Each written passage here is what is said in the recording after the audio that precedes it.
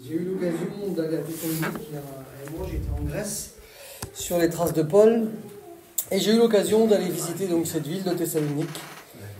Et voici ce que Paul est celui qui va déclarer. À Thessalonique, dans le chapitre 5, et on lit ensemble le verset, on peut lire le verset 16, et on lit ensemble le verset 17 et 18. Paul est celui qui déclare aux Thessaloniciens « Soyez toujours joyeux ». Et ce qui nous intéresse, il va dire au verset 17, « Priez sans cesse, rendez grâce en toutes choses, car c'est à votre égard la volonté de Dieu en Jésus-Christ. » Voici qu'il dit « Priez sans cesse ». Ça veut dire qu'il n'y a pas de moment ni de lieu particulier pour pouvoir prier, mais on peut prier dans n'importe quel endroit, chez nous, dans notre lit, dans notre maison, dans le camping, au volant. Enfin, il faut éviter de fermer les yeux si c'est au volant, ça peut être dangereux. Mais il faut savoir que le Seigneur Jésus priait aussi, des fois ça peut choquer, mais il priait aussi des fois les yeux ouverts. Quand j'ai été dans une église baptiste, j'étais jeune, et c'était une toute petite église. Et il y avait le pasteur qui était juste en face de moi, on était face à face comme ça. Et puis un seul coup, il priait, mais il priait les yeux ouverts. J'avais l'impression qu'il me regardait et qu'il s'adressait à moi. Et j'ai trouvé ça bizarre, parce que nous, on n'a pas l'habitude. Mais il faut savoir que Jésus priait aussi les yeux ouverts. Par exemple, quand il a prié pour Lazare, qu'est-ce qu'il est écrit? Il leva les yeux vers le ciel. Et il dit, « Père, je te loue, parce que tu m'exauces toujours. » Et il devait dire, « Lazare sort. » Et Lazare est sorti. Et aussi dans ce qu'on appelle la prière sacerdotale, la prière du sacrificateur, que Jésus est celui qui a adressé dans Jean 17, c'est écrit qu'il leva les yeux et il va prier. Et voici donc qu'au volant, si tu fermes les yeux, ça peut être dangereux de fermer les yeux. Mais voici que l'auteur est celui qui va dire de prier sans cesse, ce qui veut dire qu'on doit être en communion avec le Seigneur, et qu'il n'y a pas d'endroit particulier pour pouvoir prier, mais qu'on puisse prier n'importe où. Et si on prie le Seigneur, c'est parce qu'on le connaît, on sait qu'il nous entend, et qu'il est capable de nous exaucer. Amen. Gloire au Seigneur. Alors j'aimerais vous parler d'une prière que le Seigneur Jésus est celui qui a faite. C'est ce qu'on appelle la prière du Notre Père. Donc, vous avez déjà dû sûrement l'entendre. Dans l'Église catholique, on fait une récitation de cette prière-là. On va essayer de voir ensemble de quoi il s'agit dans cette prière. Et on l'appelle la prière d'oraison dominicale. C'est comme ça en fait que les sédentaires l'appellent.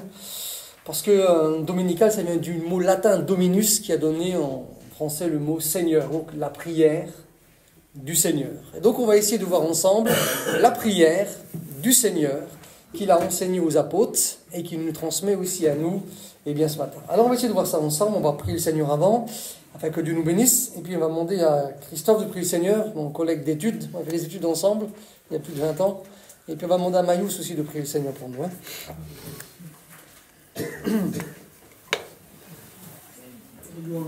Je loue ton nom, Seigneur, ce matin.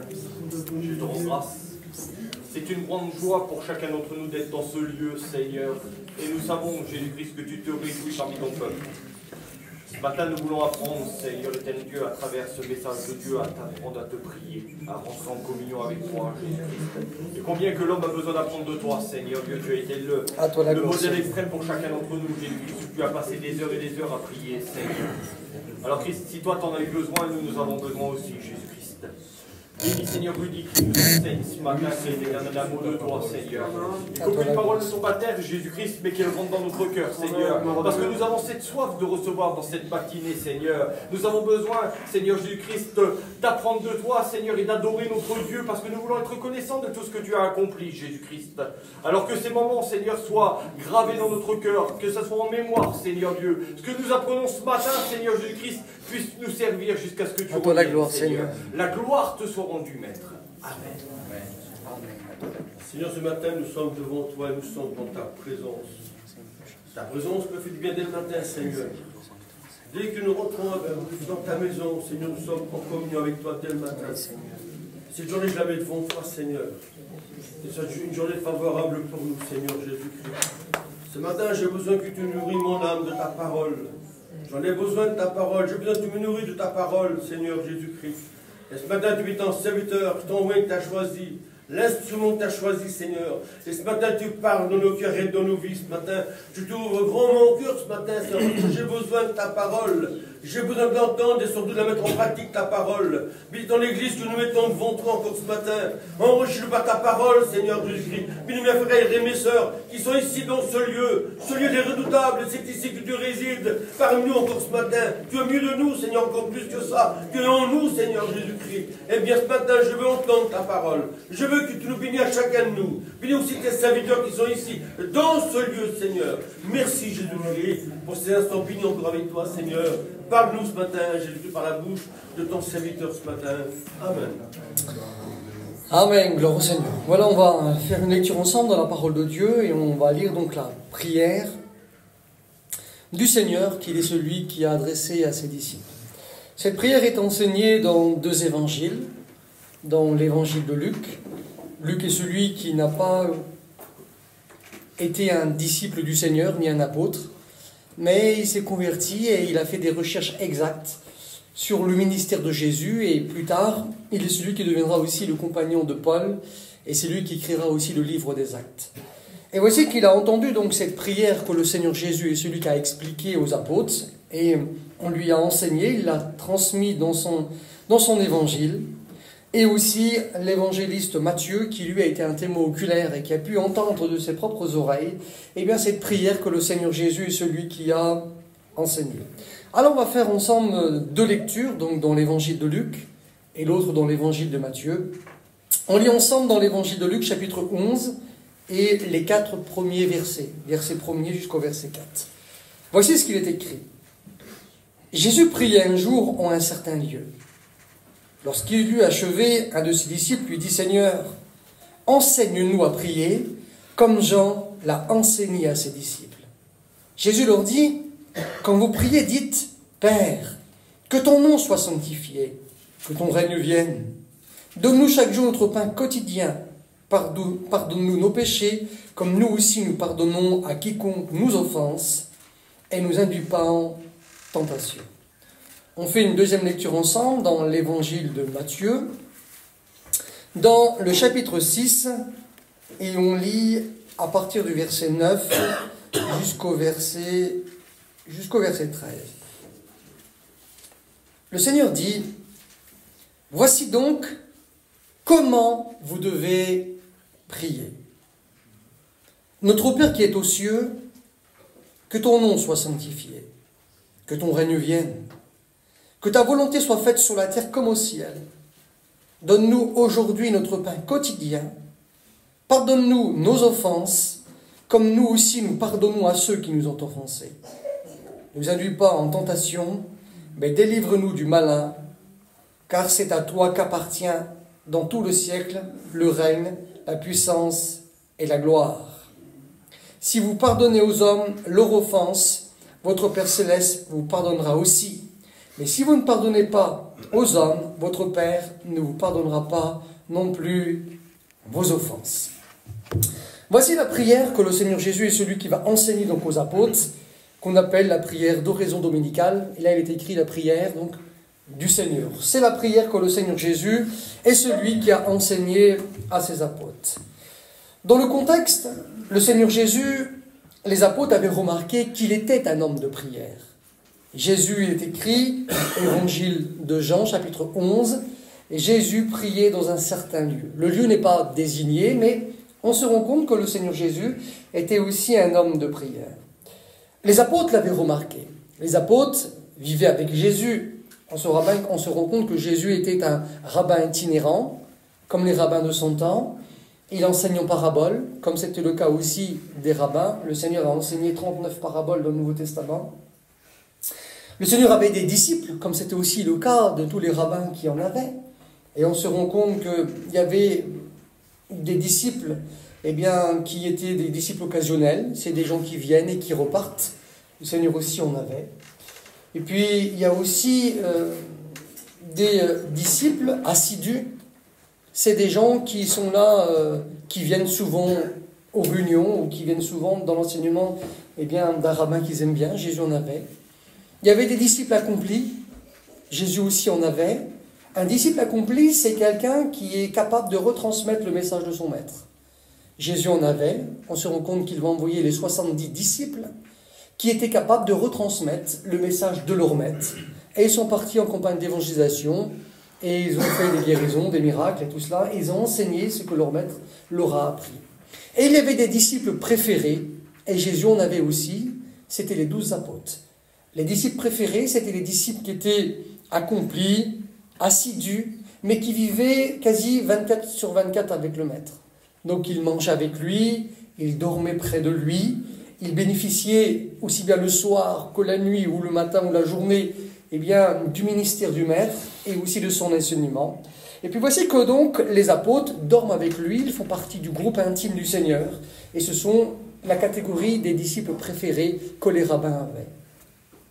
Voici qu'ils voient vivre Jésus, et ils savent que Jésus enseigne, qu'il a un enseignement eh bien, qui est phénoménal, spectaculaire, et qu'il est capable d'enseigner et de captiver les gens. Il est écrit que les gens l'écoutaient avec plaisir, et que les gens disaient qu'ils n'avaient jamais rien vu de pareil en Israël. Pourtant, il était jeune, il n'avait que 30 ans. Mais personne ne pouvait rivaliser avec lui au niveau de l'enseignement, mais aussi au niveau des miracles qu'il faisait eh bien, au milieu du peuple d'Israël. Les gens étaient choqués de voir eh bien, son intelligence quand il était déjà enfant et qu'il n'avait que 12 ans. Et voici qu'il était remarqué par les hommes, qui grandissait en stature, en sagesse devant Dieu, mais aussi devant les hommes, ce qui veut dire que les hommes remarquaient l'évolution eh bien, de cet enfant qui est devenu un homme et qui est devenu Jésus de Nazareth. Et voici que les apôtres qui vivaient avec le Seigneur ont vu que le Seigneur était aussi un homme de prière. Comme nous regardons ce qui est écrit dans l'évangile de Marc, dans le chapitre 1er, et que nous regardons ce qui est écrit au verset 35. Il est écrit vers le matin, pendant qu'il faisait encore très sombre, Jésus se leva et sortit pour aller dans un endroit, dans un lieu désert, où il pria. On se rend compte que le Seigneur Jésus, dès le matin, la nuit était encore là. Le jour n'était pas encore levé, il faisait eh bien, une nuit, donc ce qui veut dire qu'il est très tôt eh bien, en Israël. Et voici que le Seigneur se levait avant le jour, et on se rend compte que déjà, il est celui qui préparait sa journée eh bien, dans la prière. Pourtant, on aurait pu penser que lui, il n'avait pas besoin forcément de passer par ces étapes, de prier longtemps et tout cela, parce qu'il est homme, mais qu'il est aussi Dieu. Mais on se rend compte que Jésus ne triche pas et qu'il aime passer du temps aussi avec son Père. Et qu'il est un homme de prière. Et avant que le soleil ne se lève, il fait encore nuit. Voici que Marc l'évangéliste est celui qui dit que le Seigneur est celui qui préparait eh bien, ses jeux dans la prière. Voici que là, les gens le cherchent, Simon le trouve, et il le voit eh bien, en train de prier. Et voici que là, eh bien, il va se lever et aller dans les bourgades voisines, environnantes d'où il était de la Galilée, pour pouvoir eh bien, aller prêcher eh bien, l'évangile. Jésus est un homme de prière dès le matin. Comme nous lisons aussi dans l'évangile de Luc, dans le chapitre 6, et que nous lisons le verset 12, voici ce qui est écrit concernant Jésus, un homme de prière. En ce temps-là, Jésus se rendit sur la montagne. Pourquoi faire? Pour prier. Et il passa toute la nuit à prier Dieu. On se rend compte que le Seigneur Jésus, dans les moments aussi de décision importante, il est celui qui passait vraiment du temps dans la prière. Voici que le Seigneur, il est écrit qu'il va passer dans l'évangile de Luc, chapitre 6, verset 12, toute la nuit à prier. Mais pourquoi il est celui qui va passer toute la nuit eh bien, à prier Dieu son Père? C'est parce que le matin, il est celui qui a des décisions à prendre et qu'il a un choix à faire. En fait, il faut qu'il sélectionne parmi tous les disciples qu'il a 12 hommes qui vont devenir des apôtres. Et voici que le Seigneur Jésus, avant de sélectionner les 12 apôtres, ça ne va pas être un choix comme ça, anodin, qui va dire, toi je te prends, toi je te prends pas, toi je te prends et toi je te prends pas. C'est que toute la nuit, il est celui qui va monter sur une montagne, et toute la nuit, il va prier Dieu. Imaginez-vous, c'est long, toute une nuit à prier. Il va passer toute la nuit à prier Dieu, et le matin, quand le jour va se lever, et que les disciples sont là et l'attendent, eh bien il est celui qui va choisir 12 apôtres, qui vont être là pendant toute la durée de son ministère. On voit que Jésus est vraiment un homme de prière qui non seulement est celui qui va se lever avant le jour pour prier et qu'il prépare ses journées dans les mains de son Père. Mais on voit aussi que dans les moments de choix importants, il est celui aussi qui est capable de passer des heures et des heures dans la prière. Il se retire à l'écart, quelque chose de personnel. Et voici que l'homme, il va commencer à prier et il prie toute la nuit pour choisir, en fin de compte, les bonnes personnes, parmi tous les disciples qu'il avait. Comme nous regardons aussi dans l'évangile de Luc, dans le chapitre 9, et que nous lisons ensemble le verset 28. Voici ce qui est écrit. Environ 8 jours après qu'il lui dit ces paroles, Jésus avait dit au verset 27, « Quelques-uns parmi vous ne mourront pas, qu'ils n'aient vu le Fils de l'homme dans sa gloire. » Et 8 jours après avoir dit ces paroles-là, il est écrit, Jésus prit avec lui Pierre, Jean et Jacques, et il monta sur la montagne pour quoi faire? Pour prier. Et pendant qu'il priait, l'aspect de son visage changea, et son vêtement devient d'une éclatante blancheur. Et voici 2 hommes s'entretenaient avec lui, c'étaient Moïse et Élie, qui apparaissaient dans la gloire, et ils parlaient de son départ, de son exode dans le texte grec. Voici que donc, Jésus est celui qui va dire aux apôtres, il y a quelques-uns parmi vous qui ne vont pas mourir et qui aient vu le Fils de l'homme dans sa gloire. Le Fils de l'homme dans sa gloire, c'est quand Jésus est celui qui reviendra poser ses pieds sur le mont des Oliviers avec l'Église pour délivrer Israël. Mais voici qu'il avait dit quelques-uns parmi vous, il n'avait pas dit tout le monde. Mais on pourrait dire, voilà, tous les apôtres sont morts, et puis le Seigneur n'est pas revenu, oui, mais le Seigneur n'a pas menti. Il est écrit que 8 jours après avoir dit ces paroles-là, il est celui qui prend avec lui Pierre, Jacques et Jean, qui sont les plus intimes que le Seigneur Jésus est celui qu'il a comme disciple.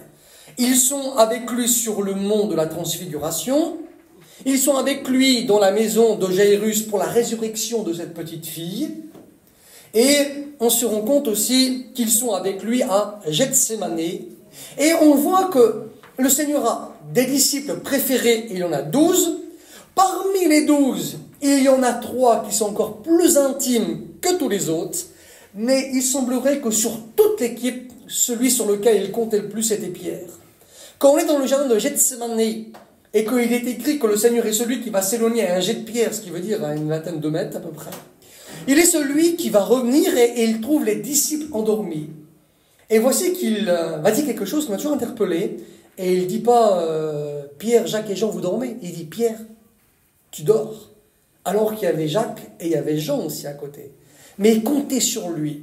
Alors il avait un cercle intime de 12 hommes, 3 hommes plus intimes que les autres, mais sur lequel il comptait le plus, c'était l'apôtre Pierre. Et voici que le Seigneur prend ces 3 individus avec lui pour aller sur une haute montagne. On est dans le nord d'Israël. Comme on va en Israël, il faut savoir qu'on vous montre le mont Tabor, mais ce n'est pas la bonne montagne. C'est la tradition qui a désigné ça, donc on vous amène sur une montagne en fait qui est fausse. Mais il faut savoir que selon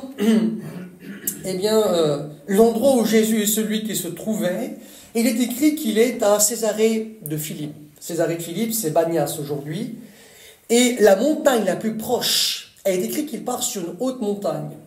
La montagne la plus proche, c'est le mont Hermon. Et le mont Hermon, c'est la plus haute montagne qui est en Israël, qui fait la frontière avec le Liban. Elle fait 2814 mètres avec ses neiges éternelles. Le plus probable, c'est sous cette montagne que le Seigneur Jésus est monté avec les apôtres. Imaginez-vous comment ça devait être difficile pour y aller jusqu'à là-haut. Et le Seigneur Jésus monte là, pour quoi faire? Pour prier. Et on se rend compte que dans la prière, il va se passer un phénomène.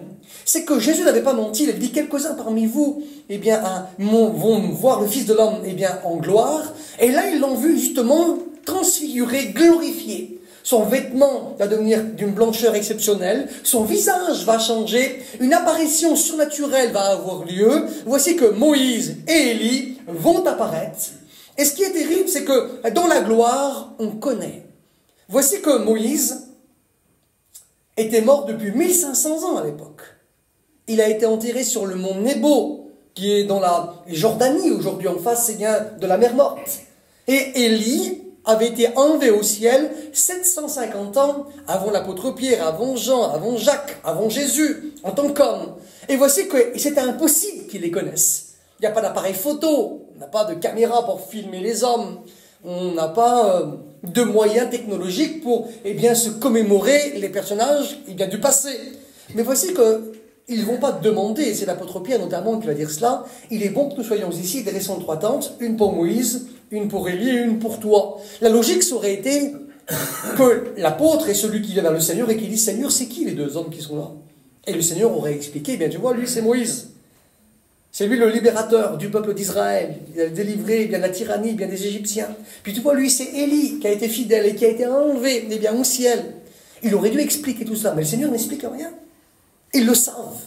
Comment ils le savent? Parce qu'on est dans une autre dimension. Là, ils sont dans la gloire. Il est écrit à la fin du chapitre 13 de la première épître de l'apôtre Paul aux Corinthiens. Il est écrit vers la fin du chapitre, il est dit qu'aujourd'hui nous voyons d'une manière obscure, comme dans un miroir. Il faut savoir que les miroirs de l'époque, ce n'est pas les miroirs d'aujourd'hui. Aujourd'hui, tu te revois exactement comme on était. Mais à l'époque, on prenait du bronze et on le polissait, et comme on se regardait, on avait une reflet de sa personne, mais qui n'était pas l'exactitude. Mais on voyait à peu près comment on était. Paul va dire que c'est comme ça qu'on voit aujourd'hui. Ce qui veut dire qu'on voit d'une manière, pas très claire. Des fois, ça peut être flou. Mais il est écrit que comme nous serons dans la gloire, nous connaîtrons comme nous avons été connus. Le Christ est celui qui nous connaît. Dans la gloire, nous aussi, on connaîtra. Voici que là, dans la gloire, ils savent qui est Moïse. Ils savent qui est Élie. Et même si Jésus est celui qui change parce qu'il est transfiguré, ils le reconnaissent aussi en tant que Jésus. Et voici que les apôtres vont venir avec lui, et là ils vont prier, et ils vont être témoins, de quelque chose de phénoménal, de la glorification du Seigneur. Et l'apôtre Pierre en parlera dans une de ses épîtres, et il dira, de cette montagne qu'il nomme la montagne sainte, à cause de cette expérience qu'il avait vécue. Mais voici que les apôtres voient, et on se rend compte que Jésus était un homme de prière. Et on a plusieurs exemples où le Seigneur Jésus, prie. Et voici que les apôtres l'avaient remarqué et qu'il était un homme de prière, mais aussi un homme de consécration. Et quand il priait, il se passait vraiment quelque chose. C'est vraiment un dialogue qu'il a avec Dieu son Père. On se rend compte que nous, de ce qui nous est écrit dans l'Écriture, on voit que Dieu le Père est celui qui va parler 3 fois dans le Nouveau Testament, alors que ça faisait 400 ans que Dieu le Père ne parlait plus. Et voici que lorsque Jésus est celui qui va se baptiser, le Père est celui qui va parler. Voici mon Fils bien-aimé en qui j'ai mis toute mon affection, tout mon amour. Voici qu'il est celui qui va parler sur le mont de la transfiguration. Celui-ci, mon Fils élu, écoutez-le. Dans l'évangile de Luc au chapitre 9. Et il est celui qui va parler encore une 3e fois dans l'évangile de Jean, dans le chapitre 12. Il parlera aussi à Jérusalem. Les gens n'ont pas très bien compris ce qui avait été dit. Certains croyaient que c'était un ange qui avait parlé, d'autres à coup de tonnerre. Mais Jésus avait compris ce qui avait été dit de la part du Père. Et voici que Jésus aimait avoir une relation avec Dieu son Père, et les enfants de Dieu doivent aussi avoir une relation avec Dieu. Voici que les apôtres avaient vu que Jésus était un homme de prière. Et ils avaient aussi entendu parler que Jean-Baptiste, qui était un prophète, mais qui était aussi un sacrificateur, parce que son père était sacrificateur de la classe d'Abia, de la 8e classe de sacrificateurs. Et normalement, il aurait dû officier au temple. Mais voici qu'il a un double ministère, c'est le ministère de prophète, et c'est celui lequel on connaît le plus dans la vie de l'apôtre de Jean-Baptiste. Et voici que Jean-Baptiste avait enseigné ses disciples aussi à prier, comme c'était le cas aussi de tous les rabbins qui enseignaient leurs disciples à prier. Et voici qu'un apôtre va aller vers le Seigneur et il va dire, écoute Seigneur, ça serait bien que tu nous apprends aussi à prier, comme Jean-Baptiste l'a enseigné à ses disciples. C'est curieux que les apôtres vont demander ça au Seigneur, vu que c'est les apôtres, ils savent prier. Déjà, eux, ne pas oublier que c'est des Juifs, et que les apôtres du Seigneur, 11 apôtres, c'est des apôtres de la Galilée, et voici que le 12e apôtre, il est de la Judée, c'est Judas, mais ils sont tous du territoire d'Israël. Et voici que depuis tout petit, on les a enseignés dans la Bible, et on leur a appris à prier. Et voici que les apôtres vont demander au Seigneur, Seigneur, enseigne-nous à prier comme Jean-Baptiste l'a appris à ses disciples. Quelqu'un qui ne connaisserait pas Dieu et qui vient vers un serviteur de Dieu et qui lui dit « Eh bien, moi, je ne sais pas prier. » C'est quelque chose qui paraît logique. Et il dirait, mais comment il faut prier? On nous a déjà posé la question, comment il faut prier? Alors certains pensent qu'il faut faire toute une récitation, et notamment la prière du Notre Père, l'Église catholique, on a fait une récitation. Mais ce que Dieu veut, ce n'est pas une récitation. Le Seigneur est celui qui va expliquer dans le contexte de Matthieu au chapitre 6 de cette prière, de ne pas faire, eh bien, comme les païens, eh bien, de réciter, eh bien, des mots, croyant que nous serons exaucés. Ni être comme les pharisiens dans les coins des rues, pour être vus des gens. Quelqu'un qui ne connaît pas Dieu et qui viendrait vers vous et qui vous poserait la question et qui dirait « Comment je dois prier ?» Ça paraît quelque chose de logique. Mais tu es un apôtre. Puis toi, d'un seul coup, tu lui dis comment il faut prier. C'est comme si, je ne sais pas, Rico, ça fait je ne sais pas combien de temps qu'il est chrétien, il serviteur de Dieu, il viendrait vers moi et me dit « Rudy, comment il faut faire pour prier ?» C'est bizarre quand même ça. Bizarre, Rico, toi, t'as un truc qui ne va pas. Ah ouais, ça serait bizarre. Tu es serviteur de Dieu depuis 30 ans, puis tu vas vers l'autre et tu lui dis « Comment il faut faire pour prier ?» C'est bizarre. Là, on a affaire à des apôtres. Un apôtre, c'est quelqu'un qui a tous les ministères. Autrement, tu n'es pas apôtre. Tu es celui qui a tous les ministères et tu es celui qui a les 9 dons spirituels. Tu as tous les dons. Voici que les dons vocaux, ils les auront après la résurrection du Christ. C'est vrai. Mais, parce que ça a été en acte 2, mais un apôtre, il est celui qui est évangéliste et il a les dons de puissance. Donc il a le don de guérison, le don des miracles et les dons de foi. Il est celui qui a le ministère de prophète, donc il a les dons de révélation. Il est celui qui a, eh bien, le discernement des esprits. Il est celui qui a la parole de connaissance et il est celui qui a la parole de sagesse. Il est celui qui est pasteur, donc capable de tenir une église et de donner de la nourriture. Il est celui qui est docteur, c'est celui bien, qui connaît la doctrine biblique. Et il est apôtre, qui renferme les 4 autres ministères, mais qui est capable de fonder des églises, de former des serviteurs de Dieu, de créer une œuvre et de partir ailleurs. Puis un homme comme ça, il vient vers toi et puis il te dit « Ça serait bien que tu nous apprends à prier parce que, voilà, on ne sait pas trop. » quoi. Ça paraît bizarre. Mais la question des apôtres, c'est, en fait, la réflexion, c'est est-ce que notre manière de prier, c'est pas est-ce qu'on sait prier? Si ça fait 20 ans qu'on est chrétien, on sait prier. Mais la question, c'est plutôt, c'est est-ce que ma manière de prier, c'est la volonté de Dieu? C'est ça qu'ils veulent savoir. Parce que eux, ce sont des juifs. Ils prient depuis qu'ils sont tout petits comme ça. Ils ont été enseignés dans les synagogues. Et dans les synagogues, eh bien, on peut écouter la parole de Dieu. On peut louer Dieu. On apprend à prier. On prie chez soi.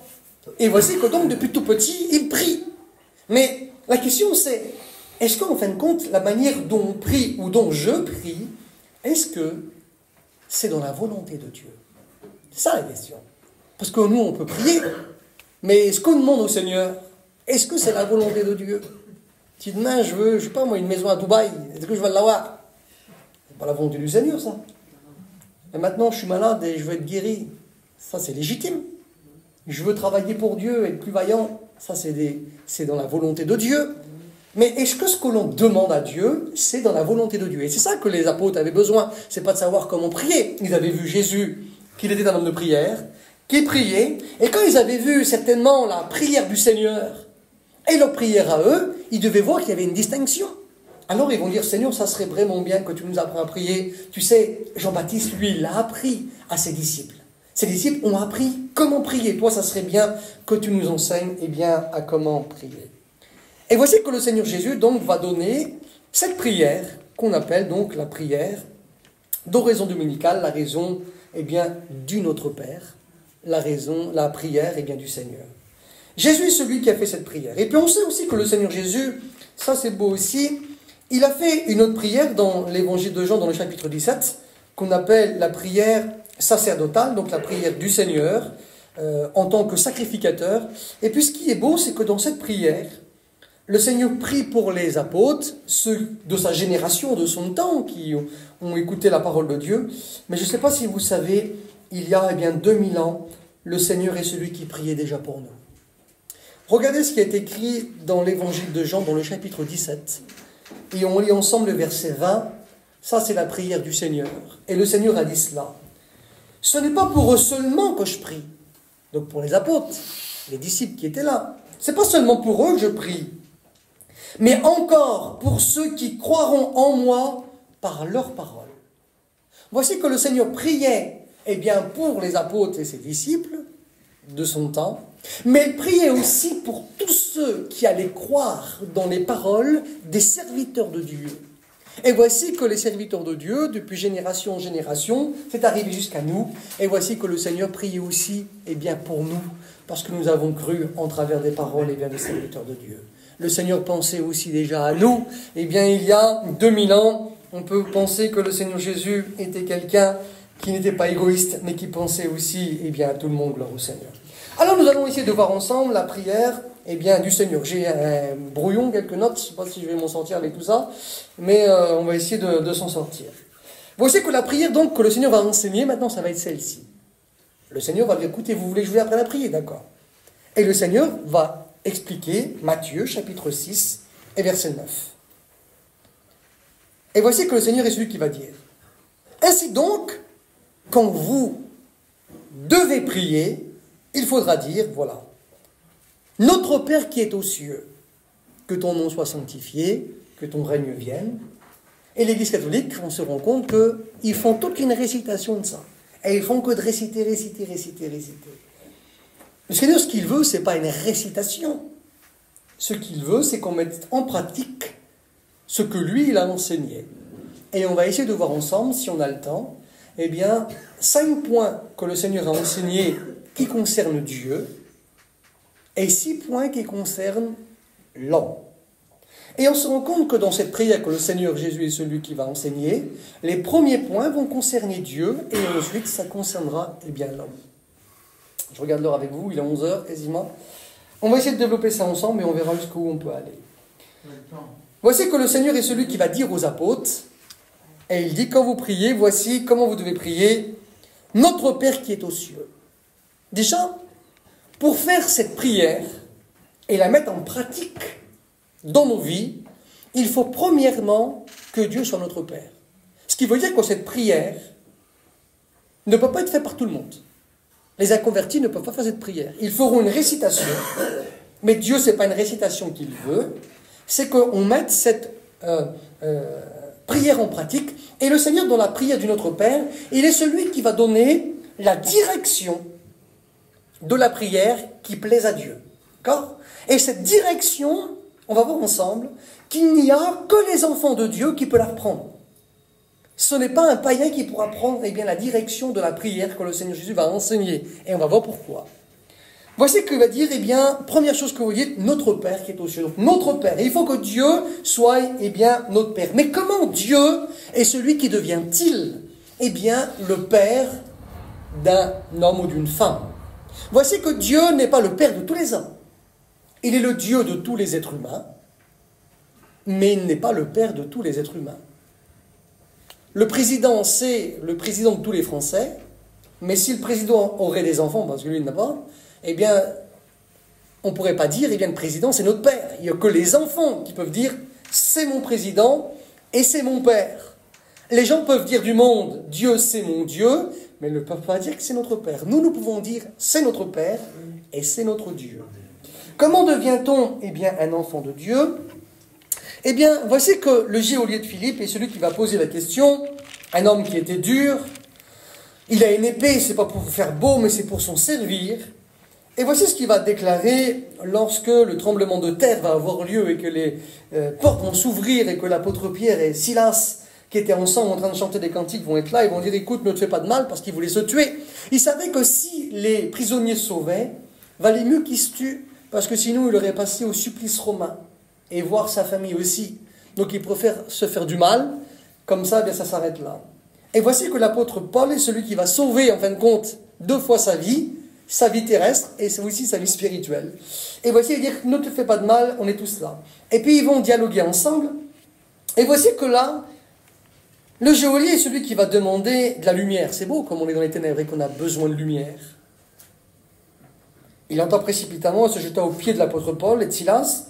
Il les fait sortir, il dit, Seigneur, que faut-il que je fasse pour être sauvé? C'est une sacrée question. Qu'est-ce qu'il faut que je fasse pour être sauvé?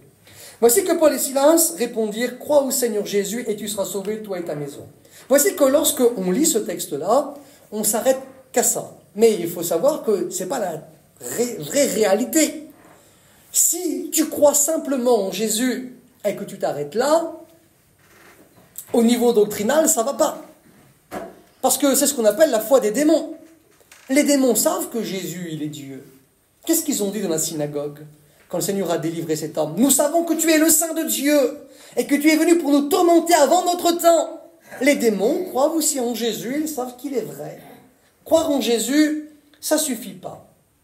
Voici qu'on va revenir sur ce texte après, mais regardez ce que l'apôtre Pierre est celui qui va déclarer dans le livre des Actes, dans le chapitre 3 et le verset 19, le jour est bien de la Pentecôte. Le Seigneur est celui qui va parler par la bouche de l'apôtre Pierre et il dit « Repentez-vous donc et convertissez-vous pour que vos péchés soient effacés afin que des temps de rafraîchissement viennent de la part du Seigneur. Voici qu'il dit « Repentez-vous et convertissez-vous ». On se rend compte qu'au niveau doctrinal, le salut est celui qui va passer par des étapes que les hommes doivent accomplir.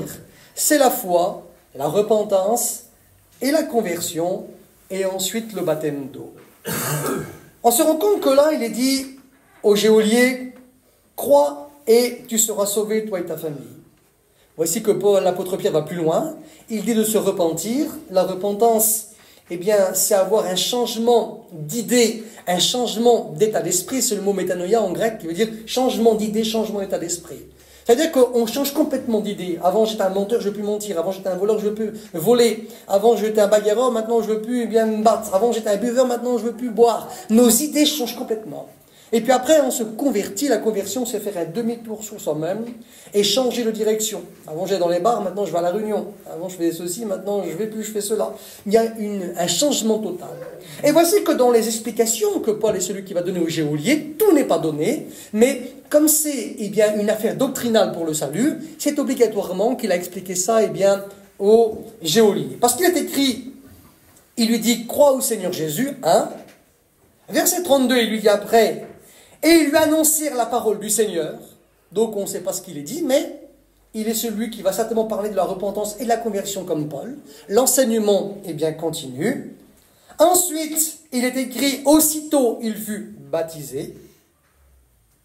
Et voici qu'il est écrit, les ayant conduits dans son logement, et leur servit à manger. Et là, on voit un homme maintenant converti. Avant, il était prêt à prendre l'épée et taper dessus. Maintenant, il les amène chez soi, il leur fait à manger et il les soigne. Donc, on se rend compte qu'il faut qu'ils croient en Jésus. L'apôtre Paul, après, est écrit, il les enseigne. Le même enseignement doctrinal que l'apôtre Pierre. Donc, la repentance et la conversion. Après, qu'est-ce qu'il fait? Il se baptise, parce qu'il est écrit, celui qui croira et sera sauvé, Marc 16, celui qui croit et sera baptisé, il sera sauvé. Il n'est pas écrit uniquement que celui qui croira. Vous savez, des fois, certains veulent négliger le baptême. Mais le baptême fait partie aussi intégrante de la doctrine du salut. Amen. Si au bout d'un moment, tu es chrétien et que tu ne veux pas te baptiser, c'est que tu as un problème, c'est que tu as un souci. Il faut croire, il faut se repentir, il faut se convertir, et il faut passer aussi par les eaux du baptême. C'est ce que Jésus a enseigné. Celui qui croira et sera baptisé sera sauvé. Quelqu'un qui passe par les eaux du baptême, c'est quelqu'un qui croit, qui a passé par la repentance, qui s'est converti, et il est celui qui passera par les eaux du baptême. Et on se rend compte qu'on voit ces étapes dans le geôlier de Philippe. Il croit, Paul est celui qui l'enseigne, donc l'enseignement de la Bible, c'est la foi, la repentance, la conversion. Il est celui qui va vraiment se convertir, parce qu'il les prend dans ce logement, qui en prend soin et qui les nourrit, et il est écrit qu'il va se baptiser. Il remplit tous les étapes doctrinales pour que Dieu est celui qui devienne notre Père. Si on grille une étape, Dieu ne peut pas être notre Père. Donc ce qui veut dire que la prière du Notre Père n'est pas une prière qui s'adresse à tout le monde, mais ça s'adresse à des gens où Dieu est leur Père, qui ont passé par la foi, par la repentance, la conversion, et qui, s'ils sont devenus chrétiens, ils vont passer par les eaux du baptême. Voici que là, on se rend compte que Dieu devient notre Père. C'est ce qui est écrit. Il est écrit dans Galates, chapitre 3, et le verset, je retrouve ici, Galates chapitre 3, et le verset, j'ai noté ici, verset 26. Regardez ce qui est écrit. Voici ce que Paul est celui qui va déclarer, verset 26. Car vous êtes tous fils de Dieu par la foi en Jésus-Christ. Voici que lorsque nous avons passé par la foi la repentance et la conversion, il se passe un phénomène qu'on appelle la nouvelle naissance. C'est le divin qui vient habiter dans l'humain. Et voici que Dieu est celui qui devient notre Père. Jésus devient notre frère. Et voici que Paul est celui qui va encore déclarer dans cette même épître. Il est celui qui va déclarer et qui dit dans Galates chapitre 4 et le verset 6. Il est écrit, et parce que vous êtes fils de Dieu, Dieu a envoyé dans vos cœurs l'esprit de son Fils, lequel crie Abba, et qui crie Père. Abba, ça signifie Père. Eh bien, voici que lorsque Dieu vient vivre dans nos vies, Dieu est celui qui devient notre Père. Et à ce moment-là, on peut mettre en pratique la direction de la prière, et bien que le Seigneur Jésus est celui qui va donner dans le Notre Père.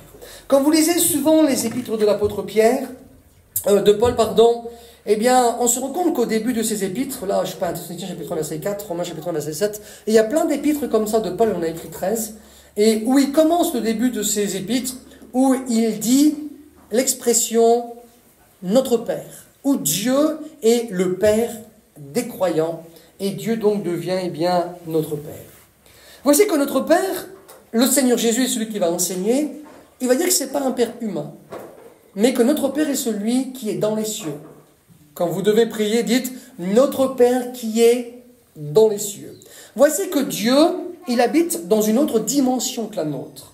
C'est écrit dans l'Épître aux Éphésiens, dans le chapitre 1er, et voici ce qui est écrit dans Éphésiens au chapitre 1 et le verset 20. Il est écrit « Il a déployé en Christ en le ressuscitant des morts et en le faisant asseoir à sa droite dans les lieux célestes. » Voici que Christ et Dieu habitent dans les lieux célestes. C'est une autre dimension que la nôtre. Les anges y habitent, le Saint-Esprit y habite, Dieu le Père y habite, Jésus y habite. Et voici qu'il faut savoir aussi que l'Église, nous qui sommes devenus des chrétiens et que Dieu est devenu notre Père, il est écrit aussi que nous, on habite aussi dans les lieux célestes en Jésus-Christ. Ça veut dire qu'on a déjà un pied dans la gloire et dans le ciel. C'est écrit dans Éphésiens chapitre 2 au verset 6. Il nous a ressuscités ensemble. Il nous a fait asseoir ensemble dans les lieux célestes en Jésus-Christ. Voici qu'on a un pied sur la terre, mais on a déjà un pied dans le ciel. Là où c'est que Dieu est celui qui réside. Et voici que donc nous sommes des citoyens des cieux. Et notre Père, il n'est pas humain, il est divin. Il est celui qui habite dans les cieux. Et nous avons un Père qui est tout puissant. Il est celui qui est omniprésent, ce qui veut dire qu'il est partout. Il est omniscient, ce qui veut dire qu'il sait, qu'il connaît tout. Il est omnipotent, ce qui veut dire qu'il a toute puissance. Dieu est exceptionnel. Et voici que le rôle d'un père, c'est quoi? Le rôle d'un père, c'est de prendre soin de ses enfants. Puisque nous sommes des enfants de Dieu, Dieu est celui qui doit prendre soin de chacun d'entre nous. Nous qui sommes pères, on essaie de faire de ce qu'il y a de mieux pour nos enfants. Des fois, on n'est pas toujours d'accord avec eux. Des fois, on va même crier sur eux. Parce que ce qu'ils font, paraît des fois dangereux dans des endroits qu'ils peuvent aller ou ce qu'ils font. Ça peut paraître dangereux. Donc, on n'est pas d'accord avec eux. Moi, j'ai mon fils, il a une trottinette. Je me suis combattu avec lui l'autre jour pour qu'il mette un casque. Parce que je dis, mon fils, si tu tombes, c'était mort. Donc, il voulait pas. Je lui ai dit, écoute, si tu veux pas, t'en feras plus. Alors, on n'était pas d'accord tous les deux. Mais au bout d'un moment, il a cédé. Et maintenant, il en met un. Donc, on n'est pas toujours d'accord avec notre Père. Et nous, en tant qu'humains, des fois, on n'est pas forcément d'accord avec ce que Dieu est celui qui veut pour nous. Quelqu'un qui nous fait du mal, faut que tu le pardonnes. Il dit, Seigneur, c'est pas vrai, moi je veux pas faire ça. Des fois, on n'est pas d'accord avec ce que Dieu nous demande. Comme nos enfants, des fois, ne sont pas forcément d'accord aussi avec nous. Mais le rôle d'un père, c'est de prendre soin de ses enfants. Et un père, parce qu'il a de l'expérience, est celui qui, normalement, est celui qui doit voir plus loin que son fils. Vous avez un petit qui a 5-6 ans, imaginez-vous, il joue au vélo sur l'autoroute. Lui dit, ah, maman, c'est vraiment bien pour faire du vélo, le goudron est tout neuf. Oui, mais mon fils, c'est vraiment dangereux. Toi, tu veux pas. Lui, il voit pas le danger, mais toi, tu le vois. Ton fils vient d'avoir le permis, il roule à fond. Mon fils, écoute, roule doucement, tu vas faire un accident. Non, mais moi, je sais conduire. Oui, mais un jour, tu le roules, il en a talus. Pourquoi? Parce que, toi, tu as plus d'expérience que lui, tu l'avais averti. Alors, le père est celui qui a plus d'expérience. Et il est celui qui voit, les dangers. Il voit mieux que son fils. Et Dieu, qui est notre Père, il est celui qui voit aussi mieux que nous. Et il voit aussi les dangers sur lesquels, eh bien, les routes qu'on peut emprunter. Et voici, puisque Dieu est notre Père, alors il est celui qui doit prendre soin, eh bien, de chacun d'entre nous. Comme nous regardons la parabole de l'histoire du fils prodigue, le fils est celui qui lui a fait pas mal de misère. Il a mangé tous les biens de son père qu'il a mis des années à acquérir. En un rien de temps, il a pris tout l'argent. Il est celui qui a tout dépensé. Il est parti pour un pays éloigné, donc on peut penser pour un pays étranger. On a changé de pays. Vous savez, nous, des fois, l'expression des gitans, on dit, t'es où? Je suis dans tel pays. Mais en fait, t'es toujours en France. Imaginez-vous, moi, quand j'étais jeune, j'avais été à la banque. Et j'avais dit, monsieur, ma carte, si je vais dans les autres pays, est-ce que ça marche? Mais moi, les autres pays, dans ma tête, c'est j'allais en Alsace, par exemple, ou j'allais, je sais pas, dans le Midi. Mais il dit, monsieur, dans quel pays vous allez aller? Je dis, je sais pas, monsieur, en Alsace. Il dit, monsieur, vous êtes toujours en France? Oui, si vous êtes en France, ça marche. Mais dans ma tête, moi, c'était... Voilà, mais en réalité, un pays, c'est comme si j'aurais été en Allemagne, je sais pas moi. J'aurais été en Angleterre, je sais pas, aux États-Unis. Ça, c'était un autre pays. Mais dans ma tête, moi, tu changeais de pays, de région, c'est un autre pays. Et bien là, il est écrit que le fils prodigue est celui qui a changé de pays.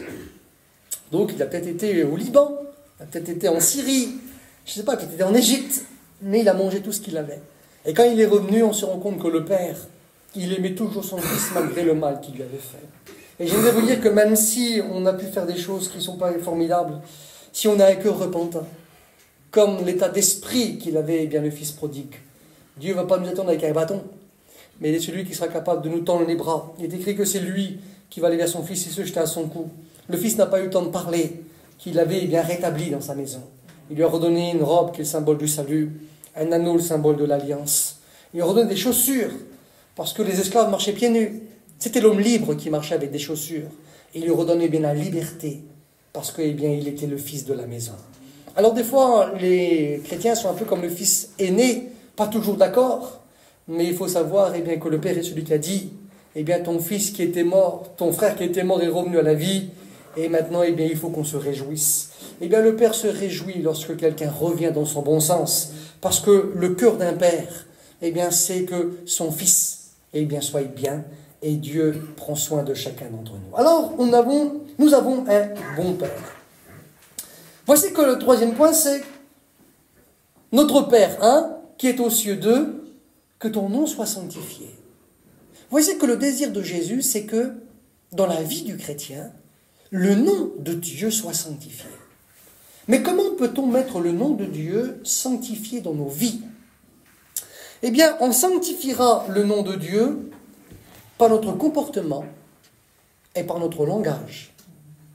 Si je dis que j'aime Dieu, que Dieu est mon Père, et que toute la journée j'ai des mauvaises paroles dans ma bouche, j'ai pas le langage du Père.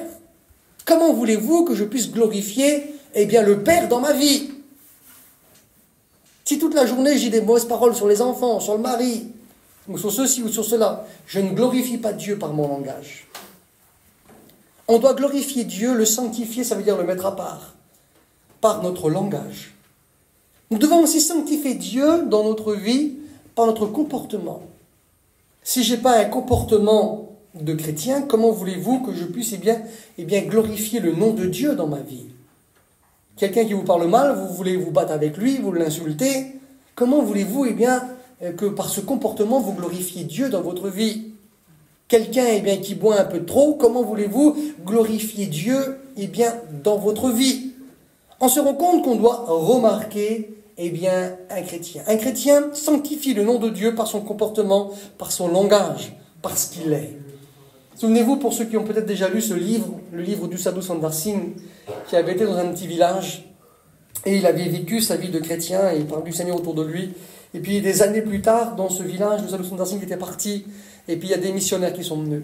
Et ces missionnaires ont commencé à parler de Jésus. Et puis voici que ces peuplades qui étaient reculées et qui ne connaissaient rien, ils ont dit à ces missionnaires, mais nous on connaît Jésus. Et ils ont été choqués d'entendre eh bien, les évangélistes qu'ils connaissaient Jésus. Ils disent, ah bon, vous connaissez Jésus? Et ils vont aller plus loin, ils vont dire, ben oui, il était avec nous il n'y a pas très longtemps. Ah bon? Comment ça, il était avec vous il n'y a pas très longtemps? Ben oui, il avait sa maison à tel endroit. Et ils lui ont montré où il vivait. Et voici qu'ils ont trouvé bizarre. Et voici que le Sadhu Sundar Singh, par son langage et par son comportement, eh bien, il parlait de Jésus. Les gens qui étaient là, eh bien, ont vu en travers lui Jésus, à un tel point qu'ils ont même cru que c'était même lui, eh bien, Jésus. Imaginez-vous le témoignage, eh bien, qu'il a, eh bien, laissé. Nous devons, eh bien, avoir ce comportement de chrétien, et c'est comme ça que nous arriverons, eh bien, à sanctifier le nom de Dieu dans notre vie. J'ai eu l'occasion, l'année dernière, eh bien, avec les frères, on a été en Espagne, et comme on était en Espagne, on a cassé le camion. On a cassé à Niort, donc la boîte du camion. On avait téléphoné à Giovanni, il est venu nous chercher, tout cela. On a reloué un petit camion, on est parti en Espagne, on a fait le séminaire. Et puis comme on est revenu, c'était un peu compliqué parce qu'il fallait ramener le camion à Niort. Et de Niort, il a fallu, quand on a ramené le camion au magasin, il a fallu marcher à pied pour retourner jusqu'à l'hôtel, parce qu'il a fait louer un hôtel. On a pris le bus, on a marché à pied. Et puis après, il a fallu prendre le bus le lendemain matin avec les valises pour aller eh bien à la gare. De la gare, il a fallu aller jusqu'à Paris, imaginez-vous le trafic. Pour retourner en Bretagne, il a fallu aller à Paris, à Montparnasse, et de Montparnasse, il a fallu qu'on reprenne le train pour aller eh bien chez nous en Bretagne. Mais, dans tout cela, on arrive le matin dans le bus avec les valises. Et puis on est quelques-uns, et moi je suis à côté de ma femme. Et puis il y a une sédentaire qui rentre dans le bus, je ne connais pas, j'ai jamais vu de notre vie. Et puis un seul coup, elle regarde ma femme et elle lui dit, madame, elle dit, vous êtes une croyante, madame. Et ma femme lui répond, elle dit, oui, madame, je suis une chrétienne. Et la dame lui dit, madame, ça se voit sur nous. On ne la connaît pas, on n'a jamais vu de notre vie, c'est pas qui c'est. Mais voici qu'on se rend compte qu'elle avait vu une distinction parmi tous les gens du bus. On voit qu'un chrétien, eh bien, il sanctifie le nom de Dieu par sa vie. Amen. Et si nous avons une vie, ça ne veut pas dire qu'on sera parfait, parce que personne ne l'est, et que tout le monde eh bien, fait des erreurs. Nous avons cette image dans l'évangile de Jean, dans le chapitre 13, où le Seigneur va prendre un chiffon qui s'était ça veut dire qu'il s'était attaché sa tunique. En fait, on prenait sa tunique, on la relevait pour marcher plus vite ou courir, et on l'attachait avec un morceau de tissu. Et le Seigneur va prendre ce tissu, il va commencer à laver les pieds des apôtres, vous avez vu, vous connaissez un petit peu l'histoire. Et quand il arrive vers Pierre, il ne veut pas. Et le Seigneur lui dit, écoute, si je ne te lave pas les pieds, eh bien, tu n'auras pas de part avec moi. Alors Pierre lui dit, écoute, non seulement les pieds, mais lave-moi tout entier. Et le Seigneur dit, non. Celui qui a déjà été lavé, qui a été baigné, n'a besoin que de se laver les pieds. Ça veut dire quoi? Ça veut dire qu'à l'époque biblique, lorsque tu te lavais entier, lorsque tu sortais de chez toi, ce n'était pas du goudron qu'il y avait dehors, mais les chemins étaient poussiéreux. Donc tu marchais, tu allais vers ton voisin, en rien de temps, tu avais des fois les pieds qui étaient sales. Et l'hospitalité voulait qu'on offre de l'eau pour se laver les mains et les pieds. Eh bien, celui qui a été lavé entièrement, c'est celui qui est passé par la nouvelle naissance, qui a accepté Jésus, qui a été purifié par le sang du Seigneur. Et on a été tout neuf. Mais dans notre marche journalière, eh bien, malheureusement, des fois, on se salira les pieds. Et on aura encore besoin, eh bien, du sang de Jésus, eh bien, pour nous laver. Voici que donc, on doit sanctifier le nom de Dieu par notre vie. Et voici que le Seigneur Jésus continue dans cette prière. Et voici que le Seigneur est celui qui va dire que ton règne vienne. On reprend. Voici donc comment vous devez prier. Notre Père, 1, qui est aux cieux, 2, que ton nom soit sanctifié, 3, et quatrièmement, que ton règne vienne. Mais c'est quoi le règne dont le Seigneur fait allusion dans cette prière? Il veut que celui qui a Dieu pour Père a une vie correcte pour glorifier le nom de Dieu et qu'il aspire au règne du Seigneur. Mais qu'est-ce que ce règne? Souvenez-vous de l'histoire du brigand lorsqu'il est sur la croix et qu'au début il insulte le Seigneur et que l'après-midi il va se repentir. Les ténèbres sont à midi sur la terre, s'il va voir quelque chose de pas normal. Et puis voici qu'après il reprend son collègue et il va dire, nous c'est que justice. Ce que nous méritons par rapport à leurs crimes, parce qu'ils étaient des meurtriers, ils s'étaient soulevés contre l'État établi dans l'Empire, parce qu'ils étaient là pour sédition, c'est se soulever contre l'autorité établie dans un pays, et s'étaient soulevés contre les Romains, ils ont tué un homme, ils ont été crucifiés. Nous c'est que justice, mais lui il n'a rien fait de mal. Il reconnaît l'innocence de Jésus. Et voici qu'il va dire au Seigneur, souviens-toi de moi quand tu viendras dans ton règne. Et voici que le Seigneur dit que l'enfant de Dieu, qui a Dieu pour Père, est celui qui doit aspirer au règne du Seigneur. Mais c'est quoi le règne du Seigneur? Et c'est quoi le règne que le brigand faisait allusion à la croix? Le brigand est un juif. Il fait allusion à quoi? C'est au millénium. C'est ce qu'on appelle, nous, le millénium.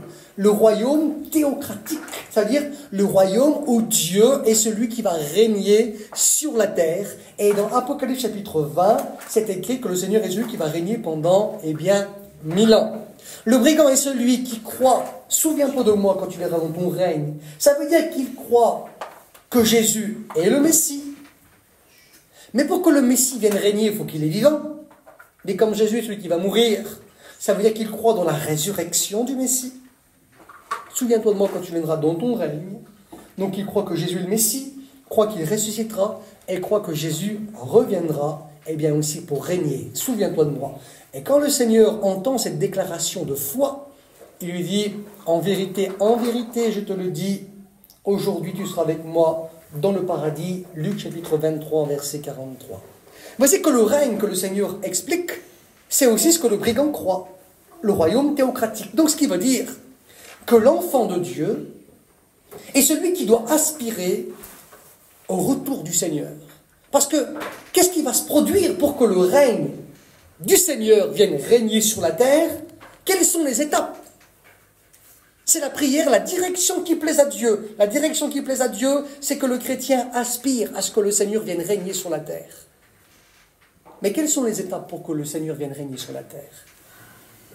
Eh bien, pour que le Seigneur vienne régner sur la terre, il faut que le Seigneur revienne chercher déjà les siens. Il faut déjà qu'il vienne rechercher l'Église. Ce qui veut dire que le chrétien, dans sa prière, il est celui qui doit sanctifier le nom de Dieu par sa vie, parce que si on ne sanctifie pas Dieu par notre vie, on risque d'avoir des surprises au moment de l'enlèvement.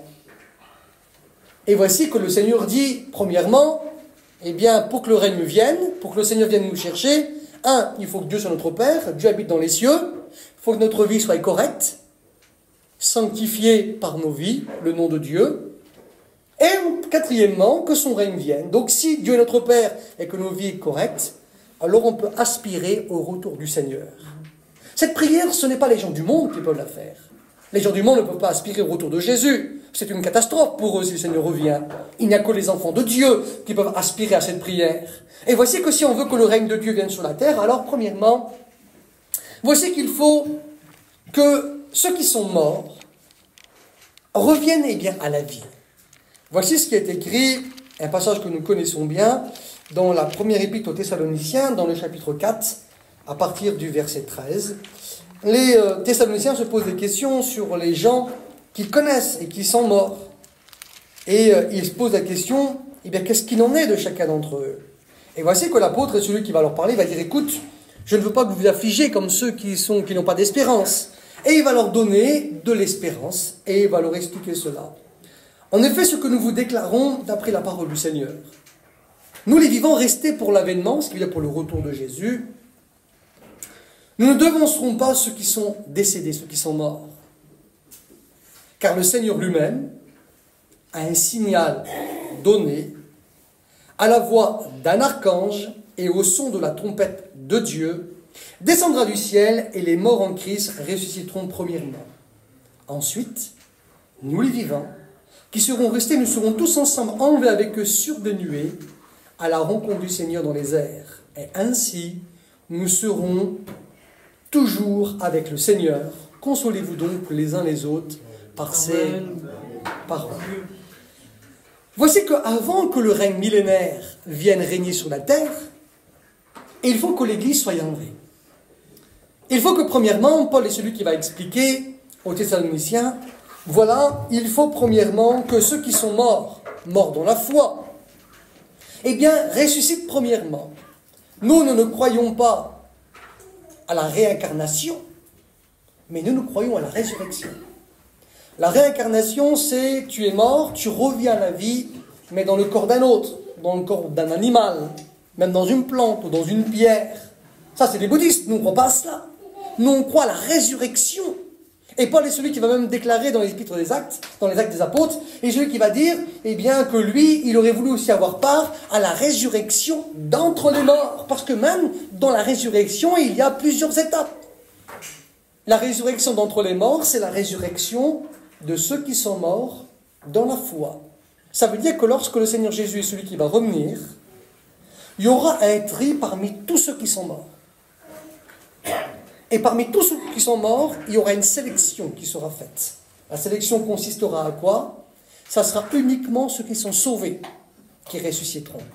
Les autres ressusciteront, 1000 ans plus tard, après le millénium, dans Apocalypse chapitre 20, pour le grand trône blanc, c'est les assises finales, c'est la condamnation éternelle pour tous ceux qui sont perdus. Mais voici que lorsque Jésus revient, à la résurrection, c'est la résurrection des sauvés, qui reviennent à la vie. Ce qui veut dire que la résurrection, elle est celle qui a lieu à partir de notre corps. Jésus, comme nous lisons dans 1 Corinthiens au chapitre 15, le Seigneur Jésus, Paul va parler de la résurrection, il va parler du Seigneur Jésus. Il est celui qui va donner tout un chapitre en 1 Corinthiens 15 sur la résurrection parce que les Grecs ne croyaient pas en la résurrection.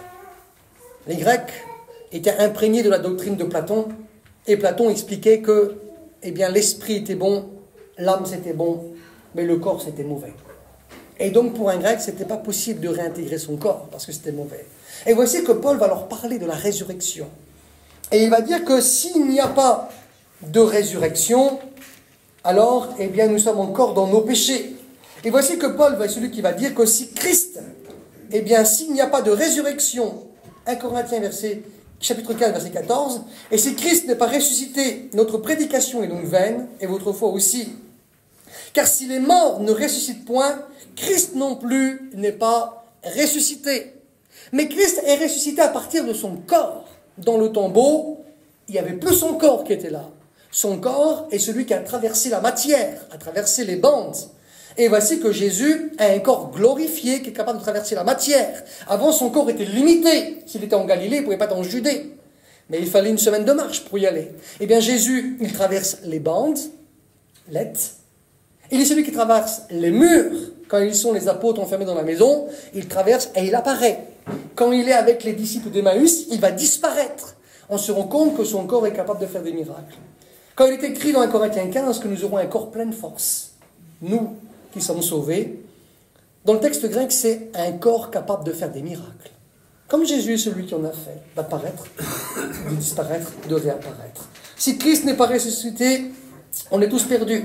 Et s'il n'y a pas de résurrection, Christ n'est pas ressuscité non plus. Et si Christ n'est pas ressuscité, à ce moment-là, il n'y a pas de justification pour l'Église, selon Romains chapitre 4, verset 25. Et il n'y a pas de salut pour l'Église, selon 1 Pierre chapitre 3, verset 21. Parce que nous sommes sauvés par la résurrection du Christ et justifiés par sa résurrection. Alors il n'y a pas de salut. Voici que Paul explique et il va dire, voilà, écoute, moi je vais vous dire un mystère. Voici, je vous dis un mystère dans 1 Corinthiens 15, 51. Nous ne mourrons pas tous, mais tous nous serons changés. Il a le même langage qu'il va expliquer à une autre église, qui est l'église de Thessalonique. En un instant, en un clin d'œil, à la dernière trompette, la trompette sonnera et les morts en Christ ressusciteront incorruptibles. Et nous serons changés, car il faut que le corps corruptible revête l'incorruptibilité et que ce corps mortel revête l'immortalité. Ce qui veut dire que notre corps est corruptible. Notre corps il est assujetti au vieillissement, à la maladie et à la mort. Et une fois mort, à la décomposition. Mais il est écrit que ce corps qui est corruptible, qui se corrompt, il va revêtir l'incorruptibilité. Ce qui veut dire qu'il va devenir un corps parfait. Aujourd'hui, celui qui est chrétien et qui est mort, il est auprès du Seigneur. Jésus l'a dit au brigand, tu seras avec moi dans le paradis. Aujourd'hui, il est là-bas avec son âme et son esprit. L'âme, c'est le siège des émotions. C'est ce que l'on ressent, aussi bien en bonté qu'en méchanceté. Et l'esprit, c'est ce qui nous permet d'être conscients, d'apprendre à lire, à écrire, de conduire, à être conscient de notre environnement et aussi d'être conscient que Dieu existe. Et ces deux parties vont auprès de Dieu. Mais il faut une perfection totale. Il faut une perfection corps, âme et esprit. Et la perfection totale n'aura lieu que lorsque le Seigneur Jésus est celui qui reviendra.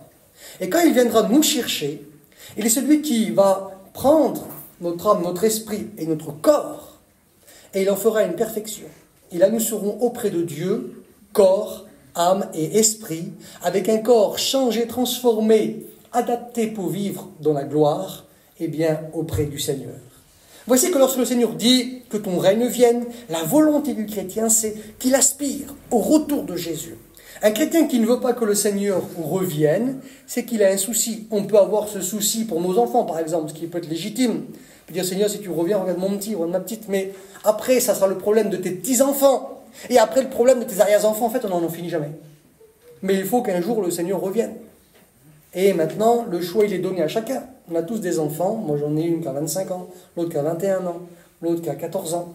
Et il faut qu'ils prennent leurs décisions. Et plus tard, ça sera bien les petits-enfants. Et en fond, à la finale, on n'en finit jamais. L'idéal, ça serait que le Seigneur revienne comme nos enfants sont tout petits, quoi. Mais ouais, c'est pas nous qui choisissons. Et voici que le chrétien doit aspirer à ce que le Seigneur revienne. Voici qu'il est écrit que les morts vont ressusciter premièrement. Ensuite, nous les vivants, Paul est celui qui va déclarer, nous serons changés, transformés. Et nous aurons un corps semblable, au corps de ceux qui sont morts et qui ont été ressuscités, et aussi un corps semblable à celui de la résurrection de Jésus. Il est écrit que Jésus est les prémices de la résurrection, ce qui veut dire qu'il est le premier de la résurrection, ce qui veut dire que lui, c'est le prototype de la résurrection d'entre les morts. L'image, c'est quoi? Quand il est écrit que c'est les prémices, en fait, on fait allusion à la fête des prémices et à la fête de la moisson. Alors, c'est quoi tout cela? En fait, lorsqu'il y avait la fête de Pâques commençait le 14 Nissan, vers mars-avril pour nous. Le 15, c'était la fête des pains sans levain qui durait une semaine. Le 16, donc dans la fête des pains sans levain, il y avait la fête des prémices. La fête des prémices, c'était les gens qui avaient récolté leur récolte devaient offrir le premier bouquet de leur récolte à l'Éternel et l'agiter devant l'Éternel. Le premier bouquet. Ça, c'était la fête des prémices. Christ, c'est la prémisse de la résurrection. Ça veut dire c'est le premier bouquet de la récolte qui est présenté devant Dieu et qui est agité devant Dieu. Jésus agit, ça veut dire bouger. Jésus est en fonction auprès de Dieu. Il est écrit qu'il est à la droite du Père et qu'il intercède pour nous. C'est lui les prémices, c'est le premier bouquet. Ensuite, venez quoi? Venez la moisson. La moisson, c'est la récolte. La récolte, ça va être l'enlèvement de l'Église. Quand le Seigneur va venir nous chercher. Là, c'est la récolte qui va aller prendre et qui va engranger dans son grenier. Ensuite, qu'est-ce qui se produisait? C'est qu'il y avait des fois des épis à droite à gauche. Et si les épis n'étaient pas pris, le propriétaire n'avait plus le droit de les prendre. Il devait les laisser. Et là, on devait les glaner après. Les épis qui seront glanés après la moisson, c'est quoi? C'est les martyrs de la grande tribulation, qui eux aussi auront part, aussi au ciel. Parce qu'il est écrit qu'ils ont part à la première aussi résurrection. La première résurrection, c'est la résurrection des sauvés.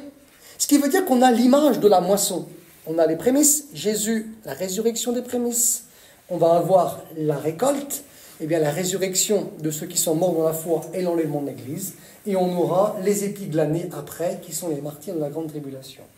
Voici que donc, quand le Seigneur dit que son règne vienne, c'est que le chrétien doit aspirer au retour du Seigneur, à la résurrection de ceux qui sont morts, aux retrouvailles avec tous nos bien-aimés, les retrouvailles avec tous les hommes de la Bible, dont on s'est servi depuis 2000 ans pour témoigner, pour prêcher, pour annoncer l'Évangile, être dans la compagnie du Père, du Saint-Esprit et du Fils, être avec eux, c'est à ça qu'on doit aspirer le chrétien.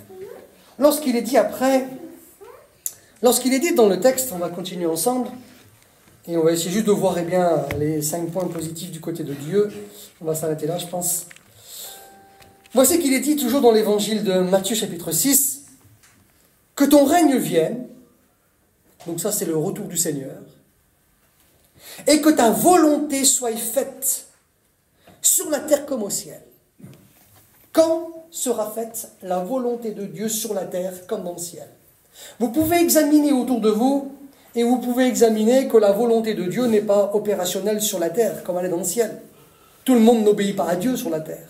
Si tout le monde obéirait à Dieu sur la terre, il n'y aurait plus de boîtes de nuit, il n'y aurait plus besoin d'avoir de bar, il n'y aurait plus d'alcooliques, il n'y aurait plus de fumeurs, il n'y aurait plus de drogués, il n'y aurait plus de tout cela. Vous avez vu quand vous regardez à la télévision, quand vous regardez à Marseille, tout ce qui se produit, dans les cités, si ça serait le règne de Dieu sur la terre, il n'y aurait plus tout cela. Il n'y aurait plus besoin de prison dans le règne de Dieu. Quand il est écrit que là, faut prier que ton règne vienne.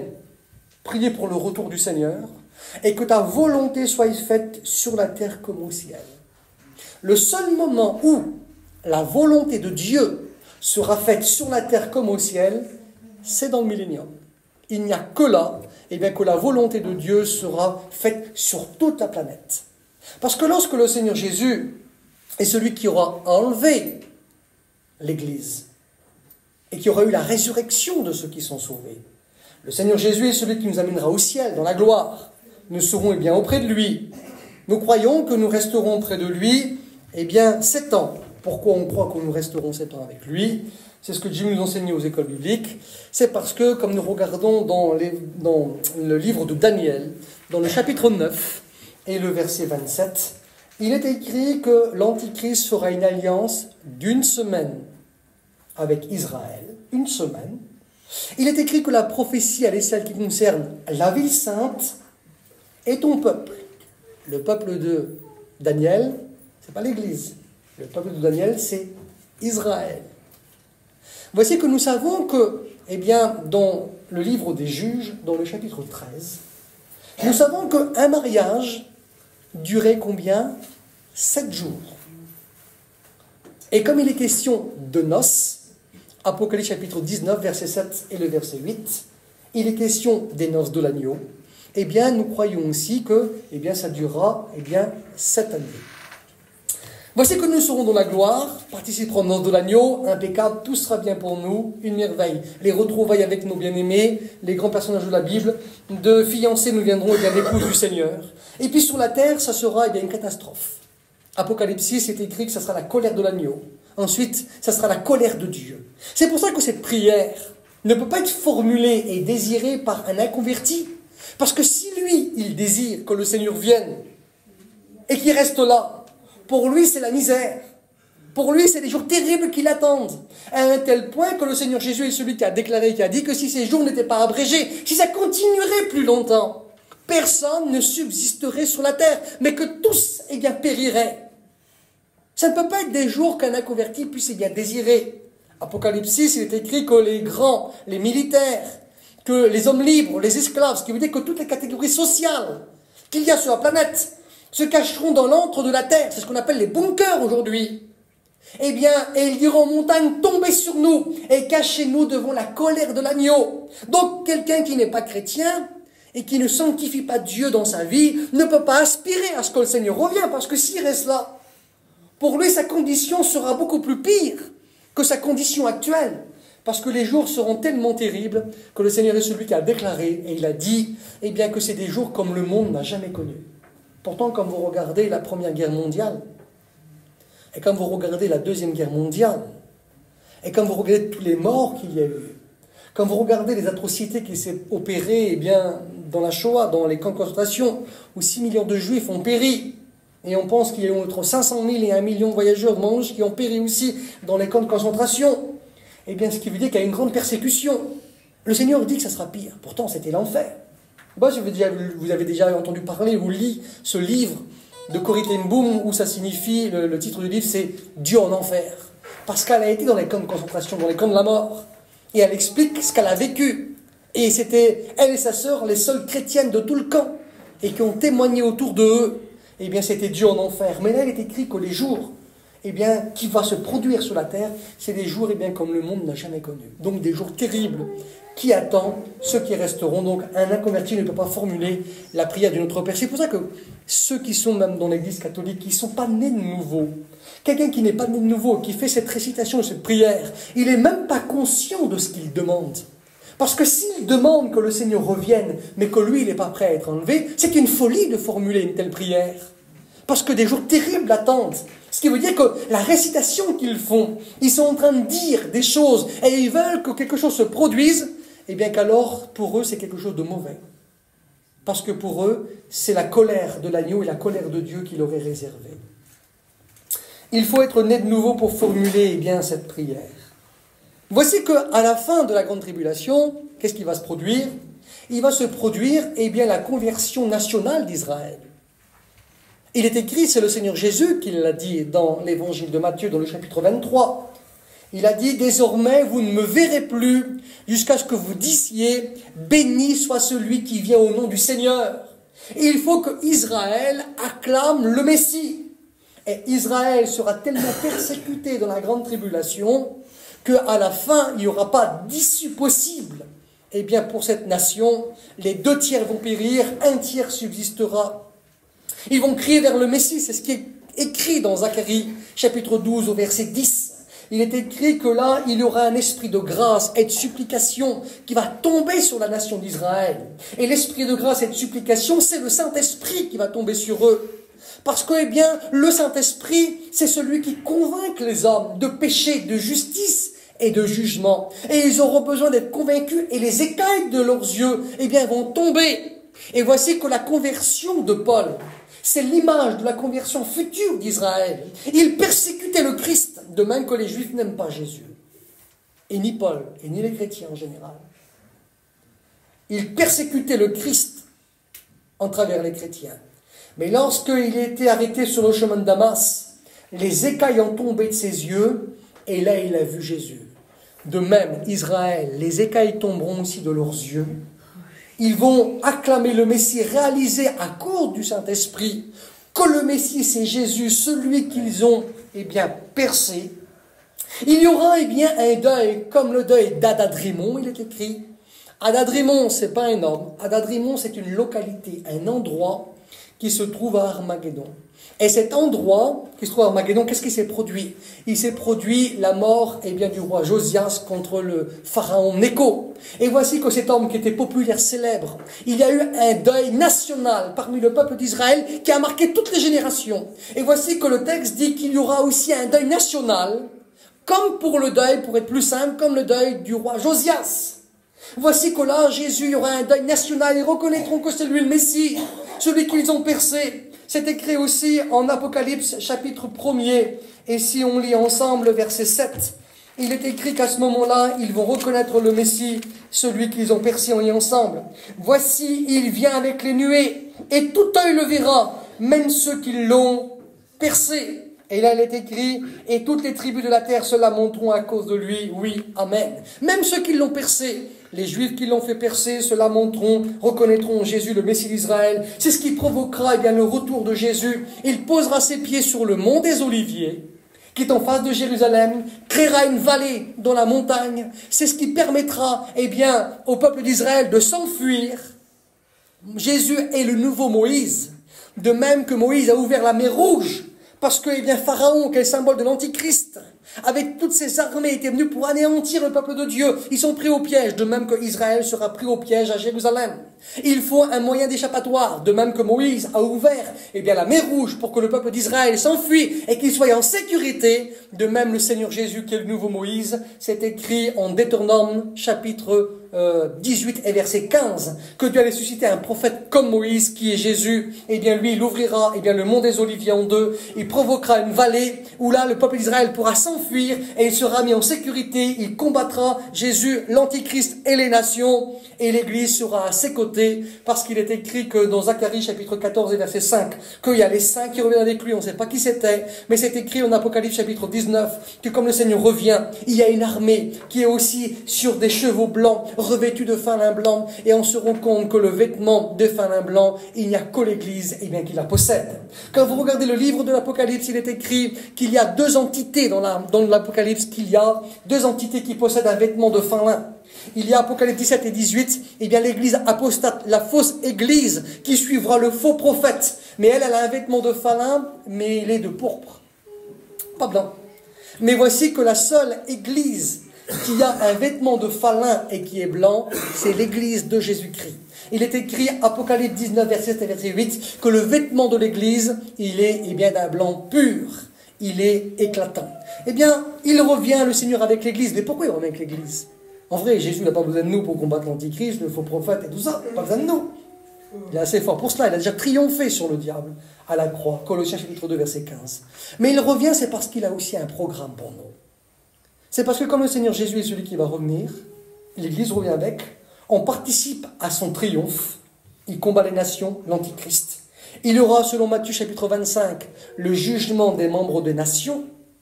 C'est là qu'il y aura les brebis à droite et les boucs à gauche.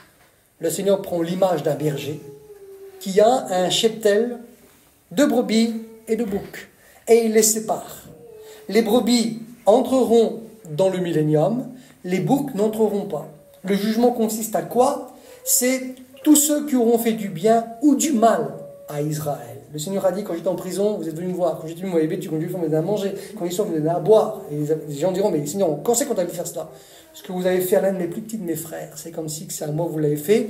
Et c'est dans un contexte de son retour et de colère.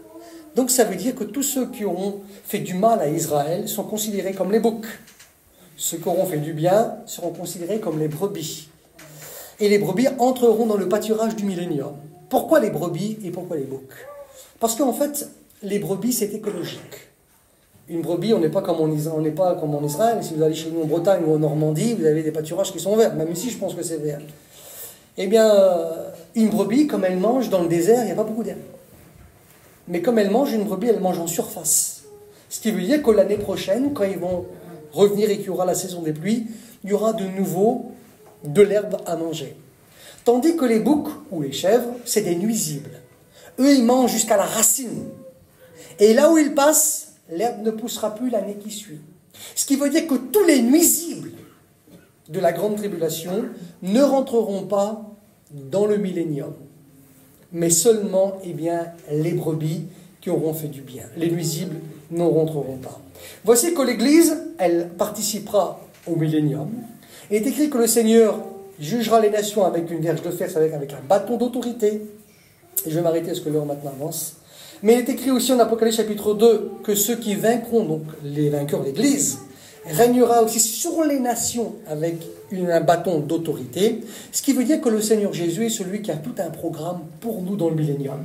C'est la raison pour laquelle il est celui qui nous fait participer à son triomphe. Il faut savoir que le corps glorifié que Dieu, celui qui va nous donner, sera adapté pour vivre dans la gloire, dans le ciel, mais aussi adapté pour vivre sur la terre. Le corps glorifié de Jésus, à l'ascension, il est monté au ciel, mais on se rend compte qu'il était capable aussi de vivre aussi sur la terre. Il était capable, il fait, Jean chapitre 21, est capable de faire une grillade de poissons, par exemple. Ça ne veut pas dire que son corps a besoin de nourriture terrestre, mais ça veut dire que son corps est capable d'en manger. Son corps est capable de parler, son corps est capable de marcher, son corps est capable de disparaître, d'apparaître. Et le corps que nous aurons, on pourra vivre dans le millénium, avec lui. Le temps me manque, mais Israël aura aussi un rôle à jouer dans le millénium. Pourquoi? Parce que ça sera le royaume où la volonté de Dieu sera faite sur la terre comme au ciel. Et voici que, comme nous lisons au Zacharie chapitre 8, ça sera les évangélistes du millénium, où il est écrit que les membres des nations qui auront rentré dans le millénium diront, quand ils verront un juif, parle-nous de Dieu. 10 membres des nations se prendront un juif, il est écrit, et lui demanderont de lui parler de Dieu, et ils monteront chaque année à Jérusalem, qui sera la capitale. Il est écrit que le nombre de leurs jours augmentera. Les gens pourront vivre 1000 ans. On retombe dans l'époque des patriarches. Mais il est écrit aussi que celui qui mourira à 100 ans mourira jeune, parce que malgré que le diable sera enchaîné pendant 1000 ans, l'homme pourra quand même pécher, mais s'il pêche, il mourira. Et voici que donc, quand il est écrit que ton règne vienne, et que ta volonté soit faite, sur la terre comme au ciel, le Seigneur fait allusion à son retour et au millénium. Alors je vais m'arrêter là maintenant, parce que je n'ai pas le temps d'aller plus loin. Mais on se rend compte que dans la prière, que le Seigneur Jésus est celui qui va donner dans la prière du Notre Père, ce que Dieu est celui qui désire pour nous, c'est qu'il est notre Père, qu'il est dans les cieux, et parce qu'il est notre Père, on habite aussi dans les cieux, et qu'il prend soin de nous, qu'on doit sanctifier le nom de Dieu dans nos vies, et qu'on doit aspirer au retour de Jésus, et que le Seigneur a tout un programme pour nous, dans le millénium. On se rend compte que cette prière que le Seigneur Jésus a formulée, et qu'il a enseignée aux disciples, et que cette prière nous donne la direction de la volonté de Dieu.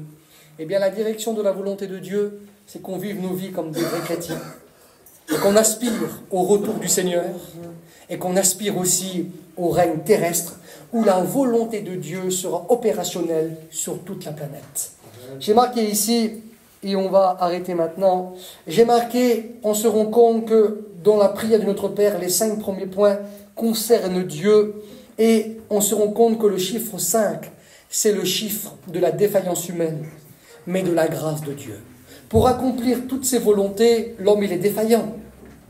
Mais on a besoin bien de la grâce de Dieu dans nos vies. Et si la grâce de Dieu est celle qui nous accompagne, alors on pourra glorifier Dieu par notre vie.